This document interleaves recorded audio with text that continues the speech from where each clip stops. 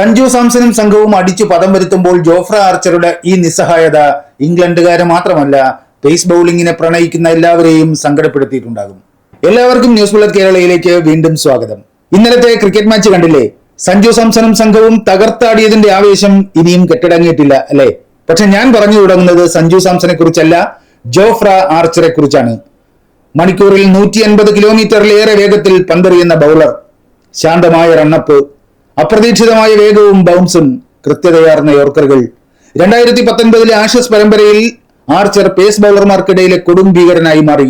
148 kilometre സ്പീഡിൽ എറിഞ്ഞ bouncer അന്ന് ലോകത്തിലെ 1-ാം നമ്പർ ബാറ്ററായിരുന്ന സ്റ്റീവ് സ്മിത്തിന്റെ കഴുത്തിലാണ് പതിച്ചത്.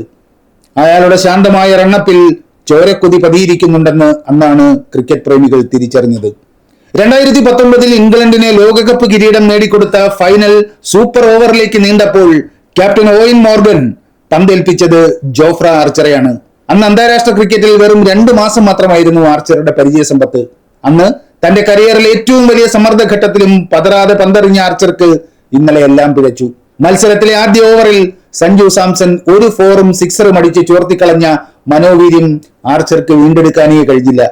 സഞ്ജുവിൽ തുടങ്ങി തിലക് വർമ്മ ഒരു ഓവറിൽ പറത്തിയ 3 സിക്സറുകൾ കഴിയുമ്പോൾ 4 ഓവറിൽ ആർച്ചർ വഴങ്ങിയത് 61 റൺ, ശരാശരി 15 മുകളിൽ. ഒരു കളിയിൽ പരാജയപ്പെട്ടാൽ തന്റെ കരിയർ തന്നെ അവസാനിച്ചേക്കുമെന്ന അവസ്ഥയിൽ നിൽക്കുന്ന സഞ്ജു, എന്നിട്ടും കളിയോടുള്ള സമീപനത്തിൽ അയാൾക്കൊരു മാറ്റവുമില്ല. ഒരു മിസ് ഹിറ്റ്, പങ്കാളിയുമായുള്ള ആശയക്കുഴപ്പത്തിൽ വന്നുപോയേക്കാവുന്ന ഒരു റണ്ണൌട്ട്, അങ്ങനെ ഏതും സഞ്ജുവിന്റെ കരിയർ അവസാനിപ്പിച്ചേക്കാം. ആർച്ചറിന് പക്ഷേ ആ ബാധ്യതകളൊന്നും ഉണ്ടായിരുന്നില്ല. തിരിച്ചടികളും കുറ്റപ്പെടുത്തലുകളും ഒറ്റപ്പെടുത്തലുകളും അവഗണനകളും ഒന്നും സഞ്ജുവിന്റെ സമീപനത്തെ ബാധിച്ചതേയില്ല. അയാൾ തികച്ചും കൂളായിരുന്നു. പക്ഷെ അതായിരുന്നില്ല ആർച്ചറുടെ സ്ഥിതി. ഇംഗ്ലീഷ് ടീമിന്റെ മാരകായുധമായിരുന്നു അയാൾ.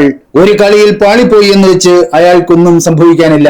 പക്ഷെ ആദ്യ ഓവറിൽ ഒരു 4ഉം 6ഉം വഴങ്ങിയപ്പോൾ തന്നെ അയാളുടെ മനോവീര്യം ചോർന്നു. ലൈനും ലെങ്തും പോയി. ഷോർട്ട് ബോളുകളും സ്ലോ ബോളുകളും ഗാലറിയിലേക്ക് പറന്നു. മുന്നിൽ നിന്ന് നയിക്കേണ്ട ആർച്ചർ പ്രഹരമേറ്റ് പുളഞ്ഞപ്പോൾ ചോർന്നു തീർന്നത് സകല ഇംഗ്ലീഷ് ബൗളർമാരുടെയും ആത്മവിശ്വാസമായിരുന്നു. സഞ്ജുവിനെതിരെ ആർച്ചർ എറിഞ്ഞത് 14 ബോളുകൾ. സഞ്ജു അടിച്ചുകൂട്ടിയത് 4 6ഉം 3 4ഉം അടക്കം 38 റൺ. ഏറെക്കാലം ലോകത്തിലെ മികച്ച 10 ബൗളർമാരിൽ ഒരാളായിരുന്ന ആർച്ചറെയാണ് സഞ്ജു ഇന്നലെ ഇങ്ങനെ കൈകാര്യം ചെയ്തത്. ഇംഗ്ലീഷ് ബൗളിംഗ് നിരയുടെ കുന്തമുന സഞ്ജു അടിച്ചു മടക്കിയതോടെ മറ്റു ബൗളർമാരുടെയും മനോവീര്യം തകർന്നു. അടി വാങ്ങാനായി അവർ എവിടേക്കെന്നില്ലാതെ പന്തെറിഞ്ഞു. എതിരാളികളെ ഏത് സ്കോറിൽ ഒതുക്കണമെന്ന് അവർക്ക് ചിന്തിക്കാൻ പോലും കഴിഞ്ഞില്ല. വഴിപാട് പോലെ അവർ പന്തെറിഞ്ഞു. ഗാലറിയിൽ നിന്ന് പന്ത് ശേഖരിക്കാനുള്ള പണിയെ ബൗണ്ടറിക്ക് അരികിൽ നിന്ന് ഇംഗ്ലീഷ് ഫീൽഡർമാർക്കുണ്ടായിരുന്നുള്ളൂ. പക്ഷെ തങ്ങളുടെ ഊഴം വന്നപ്പോൾ അവർ ഒരു ദാക്ഷിണ്യവുമില്ലാതെ തിരിച്ചടിച്ചു. തങ്ങളുടെ ഓരോ ബൗളറും വാങ്ങിയ പ്രഹരത്തിന് പലിശ സഹിതം കണക്ക് തീർക്കാനുള്ള വാശിയിലായിരുന്നു ഇംഗ്ലണ്ട് ബാറ്റർമാർ. 16ാം ഓവറിൽ സാക്ഷാൽ ബുംറ എത്തുന്നത് വരെ. അവസാന ഓവർ എറിയുന്നത് ബുംറ അല്ലെന്നറിഞ്ഞപ്പോൾ ക്രിക്കറ്റ് ചരിത്രം അറിയുന്നവർ പഴയ ഷാർജ കപ്പ് ഫൈനൽ ഓർമ്മിച്ചു. മിയാൻദാദിനെയും ചേതൻ ശർമ്മയെയും ഓർമ്മിച്ചു. 1986 ആസ്ട്രേലേഷ്യ കപ്പ് ഫൈനൽ ഇന്ത്യയും പാകിസ്ഥാനും തമ്മിൽ. അവസാന പന്തിൽ പാകിസ്ഥാന് ജയിക്കാൻ വേണ്ടത് 4 റൺസ്. പന്തെറിഞ്ഞ ചേതൻ ശർമ്മ യോർക്കറിന് ശ്രമിച്ചു. പക്ഷെ സംഗതി ഫുൾ ടോസ് ആയി പോയി. സെഞ്ചുറി തികച്ച് ഫുൾ ഫോമിൽ നിന്ന ജാവേദ് മിയാൻദാദ് അനായാസം ആ പന്ത് സിക്സറിന് പറത്തി. ജയം പാകിസ്ഥാന്. The last ball coming up, 4 runs required. And this is 6, and Pakistan have won. Unbelievable victory by Pakistan. അന്ന് അവസാന ഓവർ സ്വയം എറിയുകയോ മദൻലാലിനെ പോലുള്ള പരിചയസമ്പന്നരെ പരീക്ഷിക്കുകയോ ചെയ്യാത്തതിന് ക്യാപ്റ്റനായിരുന്ന കപിൽ ദേവ് ഏറെ വിമർശനങ്ങൾ കേട്ടിരുന്നു.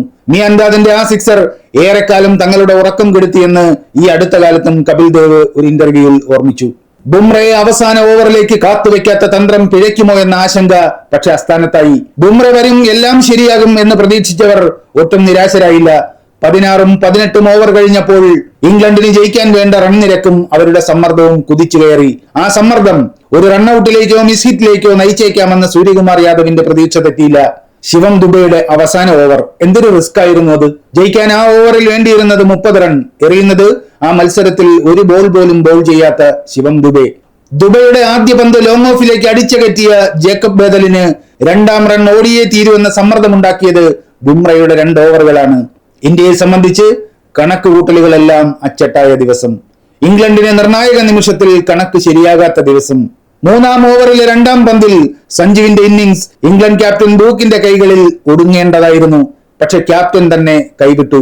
പിന്നെ സഞ്ജു തിരിഞ്ഞു നോക്കിയതേയില്ല. മറുവശത്തോ ബിൽ ജാക്സിനെ പറന്നു പിടിച്ച അക്ഷർ പട്ടേൽ ബാലൻസ് തെറ്റും മുമ്പ് ബോൾ ദുബൈക്ക് കൈമാറിയ ആ കമ്മിറ്റ്മെന്റ്. ആത്മവിശ്വാസം നഷ്ടപ്പെട്ട ഇംഗ്ലീഷ് ബൗളർമാരെ സഞ്ജുവും സംഘവും അടിച്ചു പറത്തുമ്പോൾ പലപ്പോഴും ഇംഗ്ലണ്ട് ഫീൽഡർമാരുടെ കൈകൾ ചോർന്നു.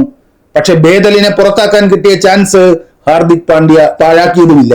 ഇന്ത്യൻ ഇന്നിംഗ്സിന്റെ അവസാന ഓവറുകളിൽ ഇംഗ്ലീഷ് ബൗളർമാർ നിലം തൊടാതെ പറന്നപ്പോൾ ജസ്പ്രീത് ബുംറ എന്ന മാന്ത്രികൻ തനിക്ക് മാത്രം എറിയാൻ കഴിയുന്ന യോർക്കറുകൾ തുരുതുരെ തൊടുത്ത് ഇംഗ്ലണ്ടുകാരുടെ റൺ റേറ്റിൽ അണകെട്ടി. അവസാനം ആർച്ചറുടെ എണ്ണം പറഞ്ഞ 3 സിക്സറുകൾ. പക്ഷെ ഇന്ത്യ ഏറെക്കുറെ വിജയം ഉറപ്പിച്ച ശേഷമായിരുന്നു ആ സിക്സർ മഴയെന്ന് നമുക്ക് സമാധാനിക്കാം. ക്രിക്കറ്റ് മഹത്തായ അനിശ്ചിതത്വത്തിന്റെ കളിയാണ്. ഓരോ നിമിഷവും സംഭവിക്കുന്നത് ആസ്വദിക്കുന്നതിനപ്പുറം സാധ്യതാ ചിന്തകൾക്ക് അവിടെ പ്രസക്തിയില്ല. ഇന്നലെ ഇന്ത്യയുടെ ദിവസമായിരുന്നു സഞ്ജു സാംസന്റെയും ജസ്പ്രീത് ബുംറയുടെയും. നാം തുടങ്ങിയത് ജോഫ്ര ആർച്ചറിനെ കുറിച്ച് പറഞ്ഞുകൊണ്ടാണ്. 186 കിലോമീറ്റർ വേഗതയിൽ പന്തെറിയുന്ന ഫാസ്റ്റ് ബൗളർ, അരങ്ങേറ്റ ടെസ്റ്റ് പരമ്പരയിൽ 2 തവണ 5 വിക്കറ്റ് നേട്ടം കൊയ്ത പ്രതിഭ, T20 ക്രിക്കറ്റിൽ അവസാന ഓവറുകളിൽ ഏറ്റവും കുറച്ച് റൺ വിട്ടുകൊടുക്കുന്ന പിശുക്കൻ എന്ന് പേര് കേട്ടവൻ. അയാളെയാണ് സഞ്ജുവും ടീമും ഇന്നലെ അടിച്ചു ചതച്ചത്. ആർച്ചറെ ഇങ്ങനെ കൈകാര്യം ചെയ്താൽ ഇംഗ്ലീഷ് ബൌളിംഗ് പടയുടെ ആത്മവീര്യം ചോരുമെന്ന കണക്കുകൂട്ടൽ ഇന്ത്യൻ ബാറ്റർമാർ കണിശതയോടെ നടപ്പാക്കി. ആ മേൽക്കൈയിലാണ് പരാജയം തുറിച്ചു നോക്കിയപ്പോഴും ആത്മവിശ്വാസത്തോടെ അവസാന നിമിഷം വരെ പൊരുതാൻ ഇന്ത്യൻ ടീമിന് കരുത്തു പകർന്നത്. ജേക്കബ് ബേദലും ബിൽ ജാക്സും ചേർന്ന് ഏറെക്കുറെ ഇന്ത്യയിൽ നിന്ന് വിജയം തട്ടിയെടുത്തതാണ്. അവരെ പുറത്താക്കിയപ്പോൾ തന്നെ ഇന്ത്യ ഫൈനൽ ഉറപ്പാക്കി. ഇനി ന്യൂസിലൻഡിനെതിരെ മറക്കണ്ട, അവിടെ ഫിൻ അലൻ എന്നൊരു കക്ഷിയുണ്ട്. 33 ബോളിൽ സൗത്ത് ആഫ്രിക്കയ്ക്കെതിരെ സെഞ്ചുറി അടിച്ച കഥാപാത്രം. ഒരിറ്റു കരുണയില്ലാത്ത ആ കരുത്തന്റെ കയ്യിൽ കിട്ടിയാൽ വരുൺ ചക്രവർത്തിയുടെയും അർഷദീപിന്റെയും ഒക്കെ ഗതി എന്താകുമെന്ന ആശങ്കയിലാണ് ഇന്ത്യയിലെ ക്രിക്കറ്റ് പ്രേമികൾ. ഏതായാലും നമുക്ക് ആവേശകരമായ ഒരു ഫൈനലിന് വേണ്ടി കാത്തിരിക്കാം. ആത്മവിശ്വാസത്തിന്റെ നെറുകയിൽ നിൽക്കുന്ന സഞ്ജു സാംസണിൽ നിന്ന് മറ്റൊരു തകർപ്പൻ ഇന്നിംഗ്സ് പ്രതീക്ഷിക്കാം. ഇന്ത്യൻ ടീമിന് വിജയാശംസകൾ.